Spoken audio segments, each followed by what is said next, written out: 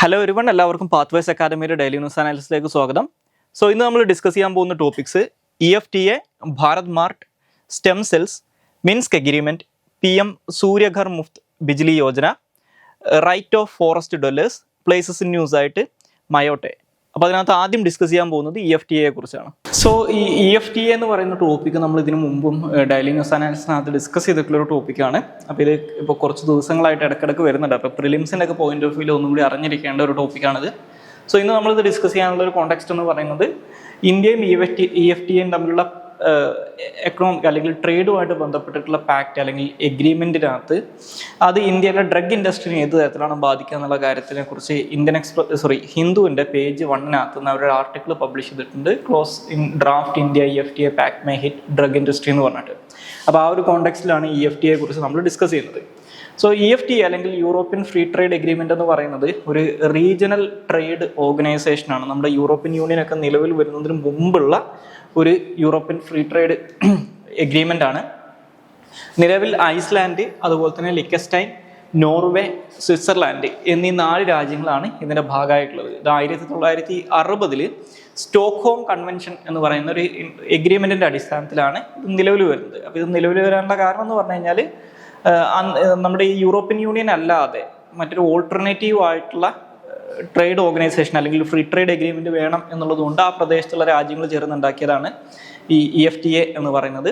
അപ്പോൾ ഇതിൻ്റെ പർപ്പസാണ്, തുടങ്ങുന്ന സമയത്ത് ഇതിനകത്ത് 7 മെമ്പേഴ്സാണ് ഉണ്ടായിരുന്നത്. അപ്പോൾ ഇതിൻ്റെ പർപ്പസ് ഈ പേര് സൂചിപ്പിക്കുന്നത് പോലെ തന്നെ ഈ രാജ്യങ്ങൾക്കിടയിലുള്ള ഫ്രീ ട്രേഡും എക്കണോമിക് ഇൻ്റഗ്രേഷനെയും പ്രൊമോട്ട് ചെയ്യുക എന്നുള്ളതായിരുന്നു. ഇത് 1960 മെയ് 3 ഇത് എസ്റ്റാബ്ലിഷ് ചെയ്യപ്പെടുന്നത്. നേരത്തെ പറഞ്ഞതുപോലെ യൂറോപ്പിലുള്ള രാജ്യങ്ങൾക്ക്, ഇപ്പോൾ യൂറോപ്യൻ യൂണിയൻ്റെ ഒക്കെ അന്നത്തെ പ്രീവിയസ് ഫോംസിനകത്ത് ജോയിൻ ചെയ്യാൻ താല്പര്യമില്ലാത്ത രാജ്യങ്ങൾക്ക് ഒരു ഓൾട്ടർനേറ്റീവ് ആയിട്ടുള്ള ട്രേഡ് ബ്ലോക്ക് ആയിട്ടാണ് ഇത് നിലവിൽ വരുന്നത്.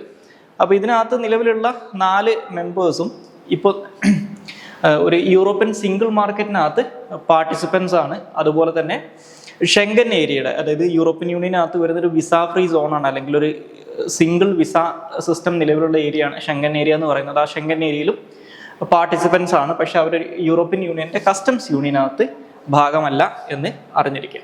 ഇനി നമുക്ക് അടുത്തതായിട്ട് ഡിസ്കസ് ചെയ്യാനുള്ള ടോപ്പിക്ക് ഭാരത് മാർട്ടാണ്. ഈ ഭാരത് മാർട്ട് എന്ന് പറയുന്നത് ഇപ്പോൾ ഇന്ത്യയുടെ പ്രൈം മിനിസ്റ്റർ ആയിട്ടുള്ള നരേന്ദ്രമോദി UAE വിസിറ്റ് ചെയ്യാൻ നിൽക്കുകയാണ്. അപ്പോൾ ആ ഒരു സാഹചര്യത്തിൽ UAEയിൽ ഇന്ത്യയുടെ ട്രേഡിനെ എൻഹാൻസ് ചെയ്യുന്നതിന് വേണ്ടിയിട്ട് ചൈനയൊക്കെ നേരത്തെ ചെയ്തിട്ടുള്ളതിന് സമാനമായിട്ടുള്ള രീതിയിൽ ഇന്ത്യ അവിടെ വെയർ ഹൗസ് ഫെസിലിറ്റി അല്ലെങ്കിൽ ഇന്ത്യയുടെ ട്രേഡിനെ എൻഹാൻസ് ചെയ്യുന്നതിന് വേണ്ടിയിട്ടുള്ള ചില കാര്യങ്ങൾ ചെയ്യുമെന്ന് പറയുന്നത്. അപ്പോൾ ആ ഒരു കോണ്ടെക്സ്റ്റിൽ നമ്മുടെ ഇന്ത്യ UAE റിലേഷൻഷിപ്പുമായിട്ട് ബന്ധപ്പെട്ട് ഹിന്ദുവിൻ്റെ എഡിറ്റോറിയൽ പേജിനകത്ത് ഒരു ആർട്ടിക്കിൾ അവർ പബ്ലിഷ് ചെയ്തിട്ടുണ്ട്. അപ്പോൾ ആ ഒരു കോണ്ടെക്സ്റ്റിലാണ് നമ്മൾ ഭാരത് മാർട്ടിനെ കുറിച്ച് ഡിസ്കസ് ചെയ്യുന്നത്. അപ്പോൾ നേരത്തെ സൂചിപ്പിച്ചതുപോലെ 2025 കൂടിയിട്ട് ഓപ്പറേഷണലൈസ് ചെയ്യാൻ വേണ്ടിയിട്ട് നമ്മൾ ശ്രമിക്കുന്ന ഒരു പ്രപ്പോസ്ഡ് വെയർ ഹൗസിംഗ് ഫെസിലിറ്റിയാണ് ഈ ഭാരത് മാർട്ട് എന്ന് പറയുന്നത്. ഏകദേശം 1,00,000 സ്ക്വയർ മീറ്റർ വലുപ്പമുള്ള ഒന്നായിരിക്കും ഇതെന്നാണ് പറയുന്നത്. അപ്പോൾ ദുബായിലുള്ള ജബൽ അലി ഫ്രീ സോണിലാണ്, അല്ലെങ്കിൽ JFZA എന്ന് പറയുന്ന ആ ഫ്രീ സോണിലാണ് ഇത് ഓപ്പൺ ചെയ്യാൻ പോകുന്നത്. ദുബായ് പോർട്ട് വേൾഡ് എന്ന് പറയുന്ന കമ്പനിയാണ് ഇത് ഈ ഒരു Jebel Ali free zone area control ചെയ്യുന്നത്. അപ്പോൾ നമുക്കറിയാം, 2 ദിവസം മുമ്പ് ഇന്ത്യ UAE റിലേഷൻഷിപ്പിനെ കുറിച്ച് ഡിസ്കസ് ചെയ്ത സമയത്ത് DP വേൾഡ് ഇന്ത്യയിൽ നടത്തിയിട്ടുള്ള വളരെ എക്സ്റ്റെൻസീവ് ആയിട്ടുള്ള ഇൻവെസ്റ്റ്മെൻറ്റ്സിനെ കുറിച്ച് നമ്മൾ ഡിസ്കസ് ചെയ്തിട്ടുണ്ടായിരുന്നു. ഓക്കെ, അപ്പോൾ ഇതിൻ്റെ പർപ്പസ് എന്ന് പറയുന്നത് ഇന്ത്യ UAE ട്രേഡിനെ എൻഹാൻസ് ചെയ്യാൻ വേണ്ടി സഹായിക്കുക. അത് മാത്രമല്ല, UAE-നെ ഒരു ഹബ്ബാക്കി എടുത്തുകൊണ്ട് UAE-ൽ നിന്ന് യൂറോപ്പിലേക്ക്, അതുപോലെ തന്നെ ആഫ്രിക്ക, US-ലേക്കൊക്കെയുള്ള ഇന്ത്യൻ ഗുഡ്സിൻ്റെ എക്സ്പോർട്ടിനെ പ്രൊമോട്ട് ചെയ്യുക എന്നുള്ളതാണ് ഇതിൻ്റെ ലക്ഷ്യമായിട്ട് പറയുന്നത്. അപ്പോൾ ഓൾറെഡി ഇത്തരത്തിലുള്ള ഒരു കാര്യം പരീക്ഷിച്ച് വിജയിച്ചിട്ടുള്ള ഒരു ടീമാണ് ചൈനക്കാരെന്ന് പറയുന്നത്. അപ്പോൾ ചൈനയ്ക്ക് ഇത്തരത്തിൽ UAE-ൽ ഡ്രാഗൺ മാർട്ടുകൾ എന്നറിയപ്പെടുന്ന കുറേ മാർട്ടുകളുണ്ട്. അപ്പോൾ ആ ഒരു മോഡലിനെ ബേസ് ചെയ്തിട്ടാണ് ഇപ്പോൾ ഈ ഭാരത് മാർട്ട് നമ്മൾ ആരംഭിക്കുന്നത്. അപ്പോൾ ഇത് ജസ്റ്റ് ഒരു വെയർ ഹൗസിംഗ് ഫെസിലിറ്റി മാത്രമല്ല, ഇത് മൾട്ടിപർപ്പസ് ഫെസിലിറ്റി ആയിരിക്കും എന്നാണ് പറയുന്നത്. അപ്പോൾ ഇതിനകത്ത് വെയർ ഹൗസിംഗ് ഫെസിലിറ്റീസ് ഉണ്ടാവും, റീറ്റെയിൽ ഉണ്ടാവും, അതുപോലെ തന്നെ ഹോസ്പിറ്റാലിറ്റി യൂണിറ്റ്സ് ഉണ്ടാവും. അപ്പോൾ ഇന്ത്യയിൽ നിന്നുള്ള പെരിഷബിൾ ആയിട്ടുള്ള കൺസ്യൂമർ ഗുഡ്സ് തൊട്ട് ഹെവി മിഷനറി വരെ ഈ ഒരു വെയർ ഹൗസിംഗ് ഫെസിലിറ്റിക്കകത്ത് നമുക്ക് കൊണ്ടുവെക്കാം, അല്ലെങ്കിൽ അവിടെ സ്റ്റോർ ചെയ്യാം എന്നാണ് പറയുന്നത്. അപ്പോൾ ഇത് ഞാൻ നേരത്തെ സൂചിപ്പിച്ച പോലെ UAE-ൽ ഇന്ത്യയുടെ ഒരു ട്രേഡ് ബേസ് എസ്റ്റാബ്ലിഷ് ചെയ്യുക എന്നുള്ളതാണ് ഇതിൻ്റെ ലക്ഷ്യം. അപ്പോൾ ഇതിൻ്റെ ഭാഗമായിട്ട് ഇന്ത്യൻ കമ്പനീസിന് ആഫ്രിക്കയിലേക്കും യൂറോപ്പിലേക്കും US-ലേക്കൊക്കെയുള്ള ട്രേഡ് വർദ്ധിപ്പിക്കാൻ ഇത് സഹായിക്കും എന്നാണ് നമ്മൾ എക്സ്പെക്ട് ചെയ്യുന്നത്. ഇനി ഇതിൻ്റെ മറ്റൊരു ലക്ഷ്യമായിട്ട് പറയുന്നത് ഇന്ത്യയും UAE-യും തമ്മിലൊരു കോംപ്രഹെൻസീവ് എക്കണോമിക് പാർട്ട്ണർഷിപ്പ് സൈൻ ചെയ്തിട്ടുണ്ടായിരുന്നു. അത് 2023 നിലവിൽ വന്നിട്ടുണ്ട്. അപ്പോൾ നിലവിൽ ഇന്ത്യയുടെ ഏറ്റവും വലിയ മൂന്നാമത്തെ ട്രേഡ് പാർട്ട്ണറാണ് UAE എന്ന് പറയുന്നത്. പക്ഷേ ഇന്ത്യ UAE ട്രേഡിനകത്ത് വലിയൊരു വോളിയം എന്ന് പറയുന്നത് അതിൻ്റെ മെജോറിറ്റിയും ഇപ്പോഴും പെട്രോളിയം പ്രൊഡക്ട്സ് ആണ്. പക്ഷേ ഈ ഒരു കോംപ്രഹെൻസീവ് എക്കണോമിക് പാർട്ട്ണർഷിപ്പിൻ്റെ കോണ്ടെക്സ്റ്റിൽ 2030 ആകുമ്പോഴേക്കും ഇന്ത്യക്കും UAE-ക്കും ഇടയിലുള്ള നോൺ പെട്രോളിയം പ്രൊഡക്ട്സിൻ്റെ ട്രേഡ് എന്ന് പറയുന്നത് $100 ബില്യൺ ആയിട്ട് ഉയർത്താനാണ് ഈ രാജ്യങ്ങൾ ലക്ഷ്യം വെക്കുന്നത്. അപ്പോൾ സ്വാഭാവികമായിട്ടും അതിനെയൊക്കെ സപ്പോർട്ട് ചെയ്യുന്ന ഒന്നായിട്ട് ഈ ഭാരത് മാർട്ട് മാറും എന്നാണ് ഇപ്പോൾ വിചാരിക്കുന്നത്. പക്ഷേ ഓർത്തിരിക്കുക, ഇത് നിലവിൽ വന്നിട്ടുള്ള 2025, അതായത് അടുത്ത വർഷം ഓപ്പൺ ചെയ്യാൻ വേണ്ടിയിട്ട് എക്സ്പെക്ട് ചെയ്യുന്ന ഒരു കാര്യമാണിത്. അപ്പോൾ ഈ മോദിയുടെ വിസിറ്റിൻ്റെ സമയത്ത് ഇതിനെക്കുറിച്ച് ഡീറ്റെയിൽഡ് ആയിട്ടുള്ള ഡിസ്കഷനും കാര്യങ്ങളൊക്കെ നടക്കും എന്നാണ് എക്സ്പെക്ട് ചെയ്യുന്നത്. ഇനി അടുത്തതായിട്ട് ഡിസ്കസ് ചെയ്യാനുള്ള ടോപ്പിക്ക് സ്റ്റെം സെൽസിനെ കുറിച്ചാണ്. സോ ഈ സ്റ്റെം സെൽസിനെ കുറിച്ച് ഇപ്പോൾ നമുക്ക് ഡിസ്കസ് ചെയ്യാനുള്ള ഒരു കാരണം എന്ന് പറയുന്നത് ഇന്നത്തെ ഹിന്ദുവിൻ്റെ സയൻസിനകത്ത് ഈ മെനസ്ട്രൽ ബ്ലഡിനകത്തുള്ള സ്റ്റെം സെൽസിൻ്റെ പൊട്ടൻഷ്യലിനെ കുറിച്ചും അതിൻ്റെ ഫ്യൂച്ചറിസ്റ്റിക് ആയിട്ടുള്ള യൂസേജിനെ കുറിച്ചുള്ള ഒരു ആർട്ടിക്കിൾ പബ്ലിഷ് ചെയ്തിട്ടുണ്ട്. ഇപ്പോൾ കുറച്ച് കാലമായിട്ട് ഡീറ്റെയിൽഡ് ആയിട്ടുള്ള സ്റ്റഡീസ് നടന്നുകൊണ്ടിരിക്കുന്ന ഒരു ഏരിയയാണത് ഈ മെനസ്ട്രൽ ബ്ലഡിനകത്തുള്ള സ്റ്റെം സെൽസ് എന്ന് പറയുന്നത്. അപ്പോൾ ആ ഒരു കോണ്ടെക്സ്റ്റിലാണ് നമ്മൾ സ്റ്റെം സെൽസിനെ കുറിച്ച് ഡിസ്കസ് ചെയ്യുന്നത്. സോ സ്റ്റെം സെൽസ് എന്ന് പറഞ്ഞു കഴിഞ്ഞാൽ നമ്മുടെ ശരീരത്തിൻ്റെ ബേസിക് ബിൽഡിംഗ് ബ്ലോക്സ് ആണ്. അപ്പോൾ അതിൽ നിന്നാണ് നമ്മുടെ ശരീരത്തിലുള്ള ബാക്കിയുള്ള എല്ലാ തരത്തിലുള്ള സെല്ലുകളും ക്രിയേറ്റ് ചെയ്യുന്നത്. അപ്പോൾ ഈ സ്റ്റെം സെൽസിൻ്റെ പ്രത്യേകത എന്ന് പറഞ്ഞു കഴിഞ്ഞാൽ അപ്പോൾ ഇവർക്ക് മൾട്ടിപ്ലൈ ചെയ്യാനുള്ള കേപ്പബിലിറ്റി ഉണ്ട്. അതായത് ഒന്നെങ്കിൽ കൂടുതൽ സ്റ്റെം സെൽസ് ഡെവലപ്പ് ചെയ്യാൻ പറ്റും, അല്ലെങ്കിൽ മൾട്ടിപ്ലൈ ചെയ്യാൻ പറ്റും. അതല്ലെങ്കിൽ സ്പെഷ്യലൈസ്ഡ് സെല്ലുകൾ, ഇപ്പോൾ blood, brain, heart, bone cells, ഇത്തരത്തിലുള്ള കാര്യങ്ങളൊക്കെ പ്രൊഡ്യൂസ് ചെയ്യുന്നത് സ്റ്റെം സെൽസ് ആണ്. അപ്പോൾ മറ്റുള്ള സെല്ലുകളുമായിട്ട് കമ്പയർ ചെയ്യുന്ന സമയത്ത് സ്റ്റെം സെൽസിൻ്റെ ഒരു യുണീക്ക് ആയിട്ടുള്ള എബിലിറ്റി എന്ന് പറയുന്നത് റീജനറേറ്റ് ചെയ്യാനുള്ള ഒരു കപ്പാസിറ്റിയാണ്. അപ്പോൾ റീജനറേറ്റ് ചെയ്യാൻ പറ്റും. അതുപോലെ തന്നെ വേരിയസ് ടൈപ്പ് ഓഫ് സെല്ലുകളായിട്ട്, നേരത്തെ പറഞ്ഞതുപോലെ ബ്ലഡ് സെൽസ് ആയിട്ടും ബ്രെയിൻ സെൽസ് ആയിട്ടും ഹാർട്ടിൻ്റെ സെൽസ് ഒക്കെ ആയിട്ട് മാറാനുള്ള കപ്പാസിറ്റിയാണ്. അപ്പോൾ അതുകൊണ്ട് തന്നെ നമ്മുടെ ശരീരത്തിൻ്റെ ഗ്രോത്തിനും അതുപോലെ തന്നെ നമ്മുടെ ശരീരത്തിന് എന്തെങ്കിലും തരത്തിലുള്ള അപകടമൊക്കെ സംഭവിച്ചു കഴിഞ്ഞാൽ അത് റിപ്പയർ ചെയ്യുന്നൊക്കെ പ്രോസസ്സിനകത്ത് വളരെ പ്രധാനപ്പെട്ട പങ്ക് വഹിക്കുന്ന ഒന്നാണ് ഈ സ്റ്റെം സെൽസ് എന്ന് പറയുന്നത്. അപ്പോൾ ആ ഒരു അർത്ഥത്തിലാണ് ഈ മെനസ്ട്രൽ ബ്ലഡിൽ നിന്നുള്ള സ്റ്റെം സെൽസിൻ്റെ മെഡിക്കൽ യൂസേജിനെ കുറിച്ച് ഇപ്പോൾ റിസർച്ച് നടന്നുകൊണ്ടിരിക്കുന്നത്. ഇനി അടുത്തതായിട്ട് ഡിസ്കസ് ചെയ്യാനുള്ള ടോപ്പിക്ക് മിൻസ്ക് എഗ്രിമെൻ്റ് ആണ്. അപ്പോൾ ഈ മിൻസ്ക് എഗ്രിമെൻ്റ് എന്ന് പറയുന്നത് റഷ്യ-യുക്രൈൻ കോൺഫ്ലിക്റ്റിൻ്റെ കോണ്ടെക്സ്റ്റിൽ ഉള്ള ഒരു എഗ്രിമെൻ്റ് ആണ്. അപ്പോൾ ഇതിനെക്കുറിച്ച് ഇന്നത്തെ ഇന്ത്യൻ എക്സ്പ്രസ് വേൾഡിനകത്ത്, അല്ലെങ്കിൽ ഇന്ത്യൻ എക്സ്പ്രസിൻ്റെ ഫസ്റ്റ് പേജിനകത്ത് യുക്രൈനുള്ള ഒരു എയ്ഡ് പാക്കേജ് ഇപ്പോൾ US സെനറ്റ് ക്ലിയർ ചെയ്തതിനെ കുറിച്ചുള്ള ഒരു ന്യൂസ് വന്നിട്ടുണ്ട്. ഇപ്പോൾ യുക്രൈൻ, അതുപോലെ തന്നെ ഇസ്രായേൽ പ്ലസ് തായ്വാൻ, ഈ 3 രാജ്യങ്ങൾക്കും കൂടിയിട്ട് ഏകദേശം ഒരു $95 ബില്യൺ എയ്ഡ് പാക്കേജ് ഇപ്പോൾ US സെനറ്റ് ഇന്നലെ ക്ലിയർ ചെയ്തിട്ടുണ്ടായിരുന്നു. അപ്പോൾ അതിനെക്കുറിച്ചുള്ള ഒരു ന്യൂസ് ഉണ്ട്. അപ്പോൾ അതിൻ്റെ കൂടെ UN സെക്യൂരിറ്റി കൗൺസിലിൽ നടന്നിട്ടുള്ള ഒരു ഡിസ്കഷനെ കുറിച്ചും ഒരു ചെറിയൊരു ന്യൂസ് ഇവർ ഇതിനകത്തൊരു ബോക്സ് ആയിട്ട് കൊടുത്തിട്ടുണ്ട്. അപ്പോൾ അതിനകത്ത് റഷ്യ-യുക്രൈൻ യുദ്ധത്തിൻ്റെ കാരണം മിൻസ്ക് എഗ്രിമെൻറ്റ് പരാജയപ്പെട്ടതാണെന്നും അതിനുള്ള കാരണം യുക്രൈൻകാരാണ്, യുക്രൈനും അതുപോലെ തന്നെ US-ഉം US-ൻ്റെ അലൈസും ആണെന്നാണ് റഷ്യൻ അംബാസഡർ UN സെക്യൂരിറ്റി കൗൺസിലിൽ പറഞ്ഞിട്ടുണ്ടായിരുന്നത്. അപ്പോൾ ആ ഒരു കോണ്ടെക്സ്റ്റിലാണ് നമ്മൾ എന്താണ് മിൻസ്ക് എഗ്രിമെൻ്റ് എന്ന് ഡിസ്കസ് ചെയ്യുന്നത്. അപ്പോൾ ഈ മിൻസ്ക് എഗ്രിമെൻ്റ് എന്ന് പറയുന്നത് ബേസിക്കലി ഒരു സിംഗിൾ എഗ്രിമെൻ്റ് അല്ല. ഇത് 2014-15 കാലഘട്ടത്തിൽ സൈൻ ചെയ്യപ്പെട്ടിട്ടുള്ള 2 എഗ്രിമെൻറ്റുകളെയാണ് ഈ മിൻസ്ക് എഗ്രിമെൻ്റ് എന്ന് വിളിക്കുന്നത്. അപ്പോൾ ഇതിൻ്റെ ഒരു തുടക്കം എങ്ങനെയാണെന്ന് വെച്ച് കഴിഞ്ഞാൽ, അപ്പോൾ നമ്മൾ റഷ്യ-യുക്രൈൻ യുദ്ധം 2022 ഫെബ്രുവരി 24 തുടങ്ങിയത് തൊട്ട് ഏകദേശം 2 വർഷം ആവാറായി. ഇപ്പോൾ ഒരു 10 ദിവസം കൂടി കഴിഞ്ഞ് കഴിഞ്ഞാൽ. അപ്പോൾ ഇത്രയധികം കാലം ഡിസ്കസ് ചെയ്യപ്പെട്ടിട്ടുള്ള ഒരു ടോപ്പിക്കാണ്. അതുകൊണ്ട് തന്നെ നിങ്ങൾ മിക്ക ആളുകൾ ഇതിൻ്റെ ഒരു ഒറിജിനെ കുറിച്ച് കേട്ടിട്ടുണ്ടാവും. അപ്പോൾ ഞാൻ ജസ്റ്റ് ഈ ഒരു മിൻസ്ക് എഗ്രിമെൻറ്റിൻ്റെ കോണ്ടെക്സ്റ്റിൽ ഇതിൻ്റെ ഒരു ഒറിജിനെ കുറിച്ചിട്ടുള്ള ഒരു ചെറിയൊരു കാര്യം പറഞ്ഞിട്ട് നമുക്ക് മിൻസ്ക് എഗ്രിമെൻറ്റിലേക്ക് കടക്കാം. അപ്പോൾ ഈ റഷ്യ-യുക്രൈൻ യുദ്ധത്തിൻ്റെ ഒരു സ്റ്റാർട്ടിംഗ് എന്ന് പറയുന്നത്, ഇപ്പോൾ ഈ യുദ്ധം തുടങ്ങുന്നത് 2022 ഫെബ്രുവരി 24 ഈ യുദ്ധത്തിന് മുമ്പ് നടന്നിട്ടുള്ള കുറേ സീരീസ് ഓഫ് ഇവൻറ്റ്സ് ഉണ്ട്. 2014 തൊട്ട് നടന്നിട്ടുള്ള ഒരു സംഭവങ്ങളുടെ തുടർച്ചയാണ് ശരിക്കും ഈ റഷ്യ-യുക്രൈൻ യുദ്ധം എന്ന് പറയുന്നത്. അത് 2014 യുക്രൈൻ ഭരിച്ചുകൊണ്ടിരുന്നത് വിക്ടർ യാനുക്കോവിച്ച് എന്ന് പറയുന്ന ഒരു റഷ്യൻ എത്നിക് കമ്മ്യൂണിറ്റി പെടുന്ന ഒരു പ്രസിഡന്റ് ആയിരുന്നു. അപ്പോൾ ഈ വിക്ടർ യാനുക്കോവിച്ച് യുക്രൈൻ ഭരിക്കുന്ന സമയത്ത് യുക്രൈൻ സോവിയറ്റ് യൂണിയനിൽ നിന്ന് സ്പ്ലിറ്റ് ആയി 1991 യുക്രൈൻ ഒരു സ്വതന്ത്ര രാജ്യമായതിനു ശേഷം വലിയ ഇതിൽ സാമ്പത്തിക പ്രതിസന്ധി അനുഭവിക്കുന്ന ഒരു രാജ്യമാണ് യുക്രൈൻ എന്ന് പറയുന്നത്. അപ്പോൾ ഈ യുക്രൈൻ്റെ ഒരു പ്രധാനപ്പെട്ട എക്കണോമിക് പാർട്ട്ണർ എന്ന് പറയുന്നത് നാച്ചുറലി അവരുടെ ബിഗസ്റ്റ് നെയ്ബർ ആയിട്ടുള്ള റഷ്യ ആയിരുന്നു. അപ്പോൾ വിക്ടർ യാനുക്കോവിച്ച് യുക്രൈൻ പ്രസിഡന്റ് ആയിരുന്ന സമയത്ത് യുക്രൈനും യൂറോപ്യൻ യൂണിയനും തമ്മിൽ ഒരു ട്രേഡ് പാക്ട് സൈൻ ചെയ്യാൻ വേണ്ടി ശ്രമിക്കുന്നുണ്ടായിരുന്നു. അപ്പോൾ അതിൻ്റെ ഒരു പ്രശ്നം, റഷ്യ കണ്ട ഒരു പ്രശ്നം എന്ന് പറയുന്നത് 2008 ഈ യുക്രൈനെയും ജോർജിയനെയും നേറ്റോയിൽ നോർത്ത് അറ്റ്ലാന്റിക് ട്രീറ്റി ഓർഗനൈസേഷനിൽ ആഡ് ചെയ്യാൻ വേണ്ടിയിട്ട് US ഒരു ശ്രമം നടത്തുന്നുണ്ട്. ആ ഒരു സമയത്താണ് അതിന് തടയുന്നതിന് വേണ്ടിയിട്ടാണ് റഷ്യ ജോർജിയനെ ആക്രമിക്കുന്നത്. അപ്പോൾ അതുകൊണ്ട് തന്നെ ഈ യൂറോപ്യൻ യൂണിയനുമായിട്ട് യുക്രൈൻ കൂടുതൽ അടുത്ത് കഴിഞ്ഞാൽ റഷ്യയുടെ നാഷണൽ സെക്യൂരിറ്റിക്ക് അത്ര ത്രെട്ട് ആവുന്നുള്ള കാരണം കൊണ്ട് റഷ്യ ഒരു ഓൾട്ടർനേറ്റീവ് ട്രേഡ് പാക്ട് പ്രപ്പോസ് ചെയ്യുന്നു. വിക്ടർ യാനുക്കോവിച്ച് ആ ഡീല് സൈൻ ചെയ്യുന്നു. അതേ തുടർന്ന് ഇപ്പോൾ US-ൻ്റെ ഒക്കെ സഹായത്തോട് കൂടിയിട്ട് വിക്ടർ യാനുക്കോവിച്ച് ഗവൺമെൻറ്റിനെതിരായിട്ട് യുക്രൈനിൽ വലിയ ഇതിലുള്ള സമരങ്ങൾ നടക്കുന്നുണ്ട്. അപ്പോൾ ആ കാലഘട്ടത്തിൽ മൈദാൻ റവല്യൂഷൻ എന്നറിയപ്പെട്ടിരുന്ന ഒരു കളർ റവല്യൂഷൻ ഈ പറയുന്ന വിക്ടർ യാനുക്കോവിച്ചിന് അഗെയിൻസ്റ്റ് ആയിട്ട് നടക്കുന്നുണ്ട്. അതിലൂടെ ഇദ്ദേഹം അധികാരത്തിൽ നിന്ന് പുറത്താകുന്നുണ്ട്. അപ്പോൾ ഇദ്ദേഹം അധികാരത്തിൽ നിന്ന് പുറത്തായതോട് കൂടിയിട്ട് ഒരു ആൻറ്റി റഷ്യൻ ഗവൺമെൻറ് ഇവിടെ അധികാരത്തിൽ വരുന്നൊരു സാഹചര്യത്തിൽ റഷ്യ അതിനോട് പ്രതികരിച്ചത് രണ്ട് രീതിയിലാണ്. ഒന്ന്, റഷ്യയെ സംബന്ധിച്ചിടത്തോളം വളരെ ക്രൂഷ്യൽ ആയിട്ടുള്ള ക്രൈമിയൻ പെനിൻസുല എന്ന് പറയുന്ന റഷ്യൻ മെജോറിറ്റി ഉള്ള അല്ലെങ്കിൽ റഷ്യൻ എത്നിസിറ്റി പെടുന്ന ആളുകൾ തിങ്ങിപ്പാർക്കുന്ന ക്രൈമിയൻ പെനിൻസുലിനെ റഷ്യ പിടിച്ചെടുത്തു. അതിനെയാണ് അനക്സേഷൻ ഓഫ് ക്രൈമിയ എന്ന് പറയുന്നത് 2014. അത് കൂടാതെ ഈ റഷ്യൻ എത്നിസിറ്റിപ്പെട്ട ആളുകൾ താമസിക്കുന്ന യുക്രൈൻ്റെ ഈസ്റ്റേൺ പാർട്ട് ഉണ്ട്. ആ ഒരു റീജിയനെ കോമൺലി വിളിക്കുന്നത് ഡോൺബാസ് റീജിയൻ എന്നാണ്. അവിടെ ഡോണിയാസ്ക്, ലുഹാൻസ്ക് എന്നൊക്കെ പറയുന്ന ചില പ്രൊവിൻസസ്, ഇപ്പോൾ നമ്മുടെ ഇന്ത്യയിലെ സംസ്ഥാനങ്ങൾ എന്ന് പറയുന്നത് പോലെ അവിടെ പ്രൊവിൻസസ് ഉണ്ട്. അപ്പോൾ ഈ പ്രദേശങ്ങളിലുള്ള ആളുകൾ യുക്രൈനിൽ പുതുതായിട്ട് അധികാരത്തിൽ വന്ന, അതായത് ഈ ഒരു റവല്യൂഷന് ശേഷം, ഈ സോ കോൾഡ് റവല്യൂഷന് ശേഷം അധികാരത്തിൽ വന്ന ഗവൺമെന്റിനെതിരായിട്ട് പ്രക്ഷോഭങ്ങൾ നടത്തുകയും ആ പ്രക്ഷോഭങ്ങൾ അടിച്ചമർത്താൻ വേണ്ടിയിട്ട് യുക്രൈൻ ഗവൺമെന്റ് സൈന്യത്തിനെ അയക്കുകയും ചെയ്ത സാഹചര്യത്തിൽ ഈ പറയുന്ന പ്രക്ഷോഭകാരികളെ സൈനികപരമായിട്ട് റഷ്യ സഹായിക്കുന്നുണ്ട്. അപ്പോൾ അതാണ് 2014 ഡോൺബാസ് വാറിന് അല്ലെങ്കിൽ ഡോൺബാസ് യുദ്ധം എന്നറിയപ്പെടുന്ന അല്ലെങ്കിൽ യുക്രൈനിയൻ സിവിൽ വാർ എന്നറിയപ്പെടുന്ന ഒരു യുദ്ധത്തിന് കാരണമാവുന്നത്. ഇതാണ് ശരിക്കും റഷ്യ യുക്രൈൻ കോൺഫ്ലിക്റ്റിന്റെ സ്റ്റാർട്ടിംഗ് എന്ന് പറയുന്നത്. അപ്പോൾ ഈ ഡോൺബാസ് റീജിയൻ എന്ന് പറഞ്ഞു കഴിഞ്ഞാൽ ഞാൻ പറഞ്ഞു, ഇത് റഷ്യൻ എത്നിക് മെജോറിറ്റിയിലുള്ള അല്ലെങ്കിൽ റഷ്യൻ എത്നിക് കമ്മ്യൂണിറ്റിപ്പെടുന്ന ആളുകൾ മെജോറിറ്റി ഉള്ള യുക്രൈൻ്റെ ഭാഗമായിട്ടുള്ള റഷ്യ യുക്രൈൻ അതിർത്തി മേഖലയിലുള്ള ഒരു പ്രദേശമാണ് ഈ ഡോൺബാസ് റീജിയൻ എന്ന് പറയുന്നത്. അപ്പോൾ ഈ ഡോൺബാസ് റീജിയനകത്ത് രണ്ട് പ്രദേശങ്ങളാണ് അല്ലെങ്കിൽ രണ്ട് പ്രൊവിൻസസ് ആണുള്ളത്.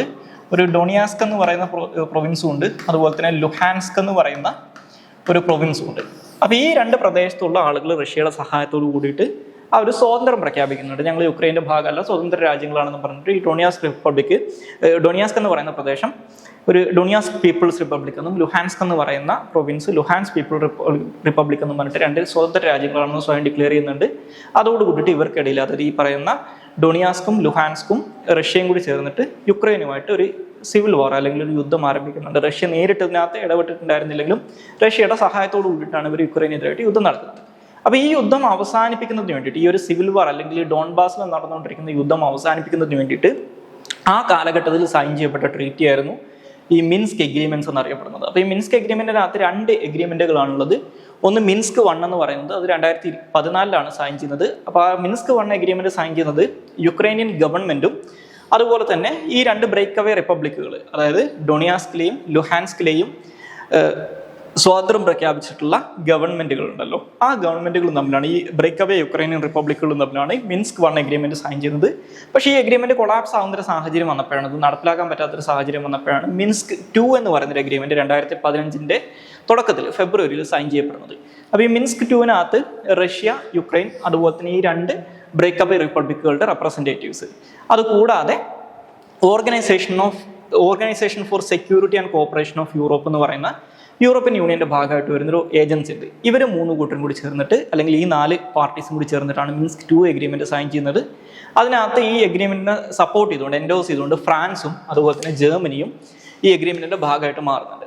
അപ്പോൾ ശരിക്കും ഈ Minsk agreement actually practically work ചെയ്തിട്ടുണ്ടായിരുന്നെങ്കിൽ ഈ റഷ്യ യുക്രൈൻ യുദ്ധം നടക്കില്ലായിരുന്നു. കാരണം ഈ മിൻസ്ക് എഗ്രിമെന്റിനകത്ത് പറഞ്ഞിട്ടുണ്ടായിരുന്നത് ഈ ഒരു പ്രദേശങ്ങൾക്ക് ഓട്ടോണമി കൊടുക്കുന്നു, അവിടുത്തെ യുദ്ധം അവസാനിപ്പിക്കുന്നതാണ്.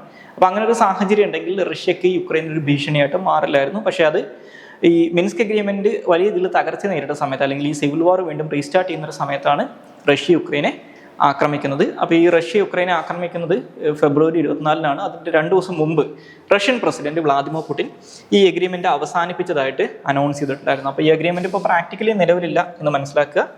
ഈ റഷ്യ യുക്രൈൻ വാറിന്റെ കോൺടാക്സിൽ മനസ്സിലാക്കേണ്ട ഒരു സാധനമാണെന്ന് ജസ്റ്റ് ഒന്ന് അറിഞ്ഞിരിക്കുക. അപ്പോൾ ഒരു പ്രിലിംസിൻ്റെ ഒക്കെ പോയിന്റ് ഓഫ് വ്യൂ എന്താണ് ഈ മിൻസ്ക് എഗ്രിമെന്റ്, അത് ഏത് തരത്തിലാണ് അല്ലെങ്കിൽ എന്തുമായിട്ട് ബന്ധപ്പെട്ടിട്ടുള്ളതാണെന്ന് അറിഞ്ഞിരിക്കുക. ഇനി ഇതിനെ മിൻസ്ക് എഗ്രിമെന്റ് എന്ന് വിളിക്കാനുള്ള കാരണം റഷ്യയുടെ ഒരു സൗഹൃദ രാജ്യമായിട്ടുള്ള ബെലാറസിന്റെ ക്യാപിറ്റലാണ് മിൻസ്ക് എന്ന് പറയുന്നത്. അവിടെ വെച്ച് ഇത് സൈൻ ചെയ്തുകൊണ്ടാണ് മിൻസ്ക് എഗ്രിമെന്റ്സ് എന്ന് അറിയപ്പെടുന്നത്. ഇനി അടുത്തതായിട്ട് ഡിസ്കസ് ചെയ്യാനുള്ള topic prime minister Surya Ghar Muft Bijli Yojana എന്ന് പറയുന്നതാണ്. അപ്പോൾ ഇതിനെക്കുറിച്ച് നമ്മുടെ ഇന്നലത്തെ PIB-കകത്ത് ഒരു റിപ്പോർട്ട് വന്നിട്ടുണ്ട്. അപ്പോൾ ആ ഒരു കോണ്ടെക്സ്റ്റിലാണ് ഡിസ്കസ് ചെയ്യുന്നത്. സോ ഇതൊരു roof top solar electricity generation സ്കീമാണ് എന്ന് മനസ്സിലാക്കുക. അപ്പോൾ ഇതിൻ്റെ ലക്ഷ്യം എന്ന് പറയുന്നത്, ഇത് ഒരു റൂഫ് ടോപ്പ് സോളാർ സ്കീമാണ്. ഇതിൻ്റെ ലക്ഷ്യം എന്ന് പറയുന്നത് ഇന്ത്യയിലെ 1 കോടിയോളം ഹൗസ് ഹോൾഡുകൾക്ക് ഏകദേശം 300 യൂണിറ്റ് വരെ ഒരു മാസം ഫ്രീ ആയിട്ട് ഇലക്ട്രിസിറ്റി പ്രൊവൈഡ് ചെയ്യുക എന്നുള്ളതാണ്. അപ്പോൾ ഫ്രീ ആയിട്ട് ഇലക്ട്രിസിറ്റി പ്രൊവൈഡ് ചെയ്യുക എന്ന് പറയുന്നത് നമ്മളിപ്പോൾ കർണാടകയിലൊക്കെ കാണുന്നത് പോലത്തെ ഫ്രീ ഇലക്ട്രിസിറ്റി അല്ല ഉദ്ദേശിക്കുന്നത്. പകരം സബ്സിഡൈസ്ഡ് റേറ്റിന് അല്ലെങ്കിൽ വലിയ ഇതിൽ ഇൻസെൻറ്റീവ് കൊടുത്തുകൊണ്ട് ഈ roof top solar panels establish ചെയ്യാൻ വേണ്ടിയിട്ട് ഹൗസ് ഹോൾഡുകളെ സാമ്പത്തികമായിട്ട് സഹായിക്കുന്നതിലൂടെ അവർക്കൊരു വരുമാനം കണ്ടെത്താനും അവരുടെ ഇലക്ട്രിസിറ്റി ചെലവ് കുറക്കാനും അവർക്ക് സഹായിക്കാം, അവരെ ഹെൽപ്പ് ചെയ്യാനാണ് ഗവൺമെൻറ് ഇതിലൂടെ ശ്രമിക്കുന്നത്. അപ്പോൾ അതിലൂടെ ഇന്ത്യയുടെ റിന്യൂവബിൾ എനർജി കപ്പാസിറ്റി കൂടി ഇൻക്രീസ് ചെയ്യാനാണ് ശ്രമിക്കുന്നത്. അതല്ലാതെ ഡയറക്റ്റ് ആയിട്ട് 300 യൂണിറ്റ് വൈദ്യുതി ഫ്രീ ആയിട്ട് കൊടുക്കുകയല്ല ചെയ്യുന്നത്. പകരം roof top solar panels establish ചെയ്യാൻ സഹായിക്കുന്നതിലൂടെ ഈ ഒരു 300 യൂണിറ്റ് വരെ ആളുകൾക്ക് ചിലവില്ലാതെ കിട്ടും എന്നുള്ളതാണ് ഇതിൻ്റെ ഒരു ഐഡിയ എന്ന് പറയുന്നത്. അപ്പോൾ ഇതിൻ്റെ ഭാഗമായിട്ട് 75,000 കോടി രൂപ ഗവൺമെൻറ് ഇപ്പോൾ ഈ പ്രോജക്റ്റിന് വേണ്ടി മാറ്റിവെച്ചിട്ടുണ്ട്. ഇതിപ്പോൾ റീസെൻ്റ്ലി വന്നിട്ടുണ്ടായിരുന്ന ഇൻ്ററിം ബഡ്ജറ്റിലാണ് ഈ പദ്ധതി അനൗൺസ് ചെയ്യുന്നത്. അത് നരേന്ദ്രമോദി ഇപ്പോൾ റീസെൻ്റ്ലി ലോഞ്ച് ചെയ്തിട്ടുണ്ട്. അപ്പോൾ ഇതിനകത്ത് ഈ പഞ്ചായത്ത് രാജുകളും അല്ലെങ്കിൽ നമ്മുടെ ലോക്കൽ ബോഡീസിലൂടെയാണ് ഈ ഇൻസെൻറ്റീവ്സ് പ്രൊവൈഡ് ചെയ്യുന്നത്. അപ്പോൾ അതിന് വേണ്ടിയിട്ട് ഈ ലോക്കൽ ബോഡീസ്, അതായത് പഞ്ചായത്ത് രാജ് ആണെങ്കിലും മുനിസിപ്പാലിറ്റീസ് ആണെങ്കിലും അവർ ഇത്തരത്തിലുള്ള റൂഫ് ടോപ്പ് സോളാർ സിസ്റ്റംസ് അവരുടെ ജൂറിസ്ഡിക്ഷനകത്ത് ഇൻസ്റ്റാൾ ചെയ്യുന്നതിന് വേണ്ടിയിട്ട് ഇൻസെൻറ്റീവ്സ് പ്രൊവൈഡ് ചെയ്യണം എന്ന് പറയുന്നുണ്ട്. അപ്പോൾ ഇതിൻ്റെ ഭാഗമായിട്ട് സെൻട്രൽ ഗവൺമെൻറ് ഈ ആളുകൾക്ക് സബ്സ്റ്റാൻറ്റീവ് ആയിട്ടുള്ള സബ്സിഡീസ് പ്രൊവൈഡ് ചെയ്യും. അപ്പോൾ അത് നേരിട്ട് ജനങ്ങളുടെ ബാങ്ക് അക്കൗണ്ടുകളിലേക്ക് എത്തിക്കും എന്നാണ് പറയുന്നത്. അത് കൂടാതെ വളരെ കൺസെഷണൽ ആയിട്ടുള്ള ബാങ്ക് ലോൺസും ഇതിന് വേണ്ടിയിട്ട് പ്രൊവൈഡ് ചെയ്യും എന്ന് പറയുന്നുണ്ട്. അപ്പോൾ ഇതിന് വേണ്ടിയിട്ട് ഒരു ഓൺലൈൻ പോർട്ടലൊക്കെ ഓപ്പൺ ചെയ്തിട്ടുണ്ട്. അതിലൂടെ ആർക്ക് വേണമെങ്കിലും ഈ സ്കീമിനകത്ത് അപ്ലൈ ചെയ്യാൻ പറ്റുന്നൊരു കാര്യമുണ്ട്. സോ ഇനി അടുത്തതായിട്ട് ഡിസ്കസ് ചെയ്യാനുള്ള topic right of forest dwellers ആണ്. അതായത് കാടിനെ ആശ്രയിച്ച് ജീവിക്കുന്ന ആദിവാസി വിഭാഗങ്ങൾ പോലുള്ള ആളുകളുടെ അവകാശങ്ങളുമായിട്ട് ബന്ധപ്പെട്ടുള്ള കാര്യമാണ് ഈ ടോപ്പിക്കിനകത്ത് നമ്മൾ ഡിസ്കസ് ചെയ്യുന്നത്. അപ്പോൾ ഇതൊരു മെയിൻസ് പോയിന്റ് ഓഫ് വ്യൂ മനസ്സിലാക്കേണ്ട ഒരു ടോപ്പിക്കാണ്. അപ്പോൾ നമ്മൾ ഈ ഫോറസ്റ്റ് ഡ്വല്ലേഴ്സിൻ്റെ റൈറ്റ്സിനെ കുറിച്ച്, എസ്പെഷ്യലി അവരുടെ ലാൻഡ് റൈറ്റ്സിൻ്റെ ഒരു ഹിസ്റ്ററി നോക്കിക്കഴിഞ്ഞാൽ ഹിസ്റ്റോറിക്കലി ഈ ഫോറസ്റ്റ് മാനേജ്മെൻറ്റ് എന്ന് പറയുന്നത് ബ്രിട്ടീഷുകാരുടെ കാലഘട്ടം തൊട്ടേ ഹൈലി സെൻട്രലൈസ്ഡ് ആയിട്ടുള്ള ഒരു കാര്യമാണെന്ന് നമുക്ക് കാണാൻ സാധിക്കും. അപ്പോൾ അതുകൊണ്ട് തന്നെ ഈ ഫോറസ്റ്റ് ഡ്വെല്ലിംഗ് കമ്മ്യൂണിറ്റീസിൻ്റെ അല്ലെങ്കിൽ കാടിനെ ആശ്രയിച്ച് അവിടെ ജീവിക്കുന്ന ആളുകളുടെ അവകാശങ്ങൾക്ക് കാര്യമായിട്ടുള്ള നിയമപരമായിട്ടുള്ള പരിരക്ഷകളൊന്നും ഇന്ത്യക്ക് സ്വാതന്ത്ര്യം കിട്ടുന്നതിന് മുമ്പോ അതിന് ശേഷമോ കിട്ടിയിരുന്നില്ല എന്ന് നമുക്ക് കാണാൻ സാധിക്കും. നമ്മൾ നാട്ടിൻപുറത്തൊക്കെ അല്ലെങ്കിൽ കാടിലല്ലാതെ ജീവിക്കുന്ന ആളുകൾക്ക് അവർ ജീവിക്കുന്ന ഭൂമിയുടെ മുകളിൽ ലീഗലായിട്ടുള്ള റൈറ്റ്സ് ഉണ്ട്. പക്ഷേ ഈ ആദിവാസികൾ അല്ലെങ്കിൽ ഈ പറയുന്ന ഫോറസ്റ്റ് ഡ്വല്ലേഴ്സ് ആയിട്ടുള്ള ആളുകൾ എന്ന് പറയുന്നത് അവർ തൗസൻഡ്സ് ഓഫ് ഇയേഴ്സ് ആയിട്ട് മേ ബി അവിടെ താമസിക്കുന്നതായിരിക്കും. പക്ഷേ അവർ പരമ്പരാഗതമായിട്ട് അല്ലെങ്കിൽ അവർ ഹിസ്റ്റോറിക്കലി അവർ അധിവസിക്കുന്ന ഭൂമിയുടെ മുകളിൽ ഒരു അവകാശമില്ല. കാരണം ഫോറസ്റ്റ് എന്ന് പറയുന്നത് ഗവൺമെൻറ് പ്രോപ്പർട്ടി ആയിട്ട് ആണ് മോഡേൺ ഡേയിൽ നമ്മൾ കണക്കാക്കുന്നത് എന്നുള്ളതുകൊണ്ട്. അപ്പോൾ അതുകൊണ്ട് തന്നെ ഇവർ വലിയ ഇതിൽ ഫോറസ്റ്റ് ഓഫീഷ്യൽസിൻ്റെ ഭാഗത്തു നിന്നുള്ള എക്സ്പ്ലോയിറ്റേഷൻസിനും അതുപോലെ തന്നെ ഒരു തരത്തിലുള്ള നഷ്ടപരിഹാരവും കിട്ടാതെയുള്ള കുടിയൊഴിപ്പിക്കലുകൾക്കൊക്കെ വിധേയരാവാറുണ്ട്. അപ്പോൾ ഇത്തരത്തിലുള്ള പ്രശ്നങ്ങൾ ഒരു പരിധി വരെയൊക്കെ അഡ്രസ്സ് ചെയ്യുന്നതിന് വേണ്ടിയിട്ടാണ് 2006 Indian parliament forest right act അല്ലെങ്കിൽ scheduled tribes and other forest dwellers act എന്ന് പറയുന്ന ഒരു ആക്ട് പാസ്സാക്കുന്നത്. നമ്മൾ കോമൺലി വനാവകാശ നിയമം എന്ന് പറയും. അപ്പോൾ അതിലൂടെ ഈ ആദിവാസികൾക്കും ഫോറസ്റ്റ് ഡ്വല്ലേഴ്സിനും അവർ ജീവിക്കുന്ന ഭൂമിയുടെ മുകളിൽ ഒരു പെർട്ടിക്കുലർ പരിധി വരെ അവകാശങ്ങൾ അല്ലെങ്കിൽ അധികാരങ്ങൾ കൊടുക്കുന്നുണ്ട്.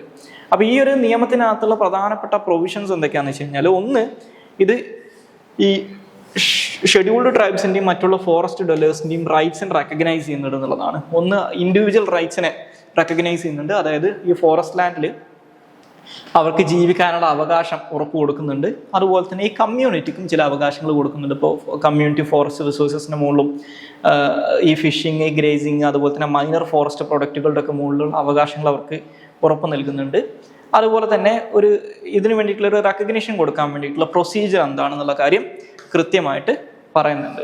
ഓക്കെ, ഇപ്പോൾ അതിന് വേണ്ടിയിട്ട് ഗ്രാമസഭകളൊക്കെ എസ്റ്റാബ്ലിഷ് ചെയ്യുന്ന കാര്യത്തിലൊക്കെ ഈ ഡിസിഷൻ മേക്കിങ്ങിനൊക്കെ ഗ്രാമസഭയ്ക്ക് അധികാരങ്ങളൊക്കെ കൊടുക്കുന്നുണ്ട്. അതുപോലെ തന്നെ ഈ റൈറ്റ്സ് പ്രൊട്ടക്ട് ചെയ്യുന്നതിന് വേണ്ടിയിട്ട്, ഇപ്പോൾ ഈ ഫോറസ്റ്റ് ലാൻഡിൽ നിന്നുള്ള അവരുടെ എവിക്ഷനൊക്കെ ഒഴിവാക്കുന്നതിന് വേണ്ടിയിട്ട്, അവരുടെ റൈറ്റ്സ് പ്രൊട്ടക്ട് ചെയ്യുന്നതിന് വേണ്ടിയിട്ട്, ഈ ഫോഴ്സ്ഫുൾ ആയിട്ടുള്ള ഡിസ്പ്ലേസ്മെൻ്റ് ഒക്കെ ഒഴിവാക്കുന്നതിന് വേണ്ടിയിട്ടുള്ള പ്രൊവിഷൻസ് പറയുന്നുണ്ട്. ഗ്രാമസഭകൾക്ക് വലിയ രീതിയിലുള്ള അധികാരങ്ങൾ, ഈ കമ്മ്യൂണിറ്റി ഫോറസ്റ്റ് റിസോഴ്സസ് ഒക്കെ മാനേജ് ചെയ്യുന്ന കാര്യത്തിലൊക്കെ വലിയ രീതിയിലുള്ള അധികാരങ്ങൾ കൊടുക്കുന്നുണ്ട്. ഇനി ഇതുമായിട്ട് ബന്ധപ്പെട്ടുള്ള ചാലഞ്ചസ് എന്ന് പറഞ്ഞു കഴിഞ്ഞാൽ, ഒന്ന് ഇംപ്ലിമെൻറ്റേഷൻ ഗ്യാപ്സ് ആണ്. ഉദാഹരണം പറഞ്ഞു കഴിഞ്ഞാൽ, ഇത്തരത്തിൽ ലീഗൽ ഫ്രെയിം വർക്ക് നിലവിലുണ്ടെങ്കിലും ഇതുമായിട്ട് ബന്ധപ്പെട്ടുള്ള ഇംപ്ലിമെൻറ്റേഷൻ എന്ന് പറയുന്നത് വളരെ സ്ലോ ആണെന്നാണ് പറയുന്നത്. അതിനകത്ത് വലിയ രീതിയിലുള്ള ബ്യൂറോക്രാറ്റിക് ഹർഡിൽസും അതുപോലെ തന്നെ വലിയ രീതിയിലുള്ള നീതി നിഷേധമൊക്കെ ആദിവാസികൾക്ക് നേരിടേണ്ടി വരുന്നുണ്ട് എന്നുള്ള ഒരു ആരോപണം കുറേ കാലമായിട്ട് നേരിടുന്നുണ്ട്. ഇനി അതുപോലെ തന്നെ ഇതിൻ്റെ രണ്ടാമത്തെ ഒരു പ്രശ്നം എന്ന് പറയുന്നത് റവന്യൂ വില്ലേജസിൻ്റെ റെക്കഗ്നേഷനാണ്. അതായത് ഇന്ത്യയിലുള്ള പല ഫോറസ്റ്റ് ഡ്വെല്ലിംഗ് കമ്മ്യൂണിറ്റീസും ഒഫീഷ്യലി റെക്കഗ്നൈസ് ചെയ്യപ്പെട്ടിട്ട്, അതായത് റവന്യൂ അതോറിറ്റീസ് ഒഫീഷ്യലി റെക്കഗ്നൈസ് ചെയ്തിട്ടില്ലാത്ത സ്ഥലങ്ങളിൽ അല്ലെങ്കിൽ വില്ലേജുകളിൽ താമസിക്കുന്ന ആളുകളാണ്. അപ്പോൾ ഇത്തരത്തിലുള്ള ഇവരെ ഐഡൻറ്റിഫൈ ചെയ്യുക, അവരുടെ ഡോക്യുമെൻ്റ് ചെയ്യുക, അവരുടെ റൈറ്റ്സിന് റെക്കഗ്നൈസ് ചെയ്യുക എന്നൊക്കെ പറയുന്നത് വലിയ ഇതിലൊരു ടെക്നിക്കലായിട്ടുള്ള ഇഷ്യൂ ആണെന്ന് പറയാം. ഉദാഹരണത്തിന് തമിഴ്നാട്ടിലുള്ള ഒരു തന്തൈ പെരിയാർ സാങ്ച്വറി ഉണ്ട്. അവിടെയുള്ള ഫോറസ്റ്റ് ഡ്വെല്ലേഴ്സൊക്കെ ഇതിന് സിമിലർ ആയിട്ടുള്ള ഇഷ്യൂസ് ഫേസ് ചെയ്യുന്നുണ്ടെന്ന് വേണമെങ്കിൽ നമുക്ക് പറയാം.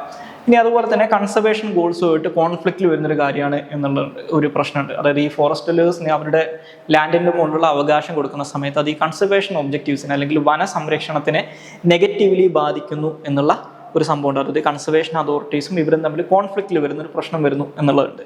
അതുപോലെ തന്നെ അവയർനെസ്സിനകത്തുള്ള പ്രശ്നമുണ്ട്. അതായത് ഈ പറയുന്ന ഫോറസ്റ്റ് ഡ്വെല്ലിംഗ് കമ്മ്യൂണിറ്റീസിന് അവർക്ക് ഇങ്ങനെ ഒരു അവകാശം ഉണ്ട് എന്നുള്ള കാര്യത്തെക്കുറിച്ച് കൃത്യമായിട്ടുള്ള ബോധമില്ലാത്തതുകൊണ്ട് അല്ലെങ്കിൽ അവർക്ക് അതിനെക്കുറിച്ചുള്ള അവബോധം ഇല്ലാത്തതുകൊണ്ട് തന്നെ വലിയ ഇതിൻ്റെ എക്സ്പ്ലോയിറ്റേഷൻ ഇപ്പോഴും അവർ ഫേസ് ചെയ്യുന്നുണ്ടെന്ന് പറയാം. ഇനി നമുക്ക് അവസാനമായിട്ട് ഡിസ്കസ് ചെയ്യാനുള്ള ടോപ്പിക് പ്ലേസസ് ഇൻ ന്യൂസ് ആണ്. അത് മയോട്ടെ എന്ന് പറയുന്നതാണ്. സോ ഈ മയോട്ടെ എന്ന് പറയുന്നത് ഫ്രാൻസിൻ്റെ ഒരു ഓവർസീസ് ടെറിട്ടറിയാണ്. ഇന്ത്യൻ ഓഷൻ റീജിയനിൽ മഡ്ഗാസ്കറിൻ്റെയും അതുപോലെ തന്നെ കമോറോസ് ഐലൻഡിൻ്റെയും മൊസാംബിക്കിൻ്റെയും ഒക്കെ നടുക്കായിട്ട് കിടക്കുന്ന ഒരു ചെറിയ 2 ഐലൻഡുകളാണ് ഈ മയോട്ടെ എന്ന് പറയുന്നത്. അപ്പോൾ ഇത് എവിടെയാണ് ലൊക്കേറ്റ് ചെയ്തിരിക്കുന്നത് മനസ്സിലാക്കുക. ഇത് ഇന്ത്യൻ ഓഷൻ റീജിയനിലാണ്. കൊമോറോസിൻ്റെയും അതുപോലെ തന്നെ മഡ്ഗാസ്കറിൻ്റെയും അതുപോലെ തന്നെ മൊസാംബിക്കിൻ്റെയും ഒക്കെ ഇടയിലായിട്ടാണ് ഇത് ലൊക്കേറ്റ് ചെയ്തേക്കുന്നത്. അപ്പോൾ ഇത് ഈ മൊസാംബിക് ചാനൽ എന്ന് പറയുന്ന ഒരു റീജിയൻ ഉണ്ട്. ഈ പറയുന്ന മഡഗാസ്കറിൻ്റെയും മൊസാംബിക്കിൻ്റെയും ഇടയിൽ കിടക്കുന്ന ഈ ഒരു പ്രദേശത്തിനെയാണ് മൊസാംബിക് ചാനൽ എന്ന് പറയുന്നത്. ഈ മൊസാംബിക് ചാനലിൽ കിടക്കുന്ന ഏറ്റവും പ്രോസ്പെറസ് ആയിട്ടുള്ള ടെറിട്ടറിയും കൂടിയാണ് ഈ മയോട്ടെ എന്ന് പറയുന്നത്. അതുകൊണ്ട് തന്നെ വലിയ ഇതിലും ഇല്ലീഗൽ മൈഗ്രേഷൻ ഒക്കെ നടക്കുന്ന ഒരു പ്രദേശമാണ് ഈ മയോട്ടെ എന്ന് പറയുന്നത്. സോ ഇത്രയും കാര്യങ്ങളാണ് ഇന്നത്തെ ഡെയിലി ന്യൂസ് അനാലിസിനകത്ത് ഡിസ്കസ് ചെയ്യാനുള്ളത്. Thank you all.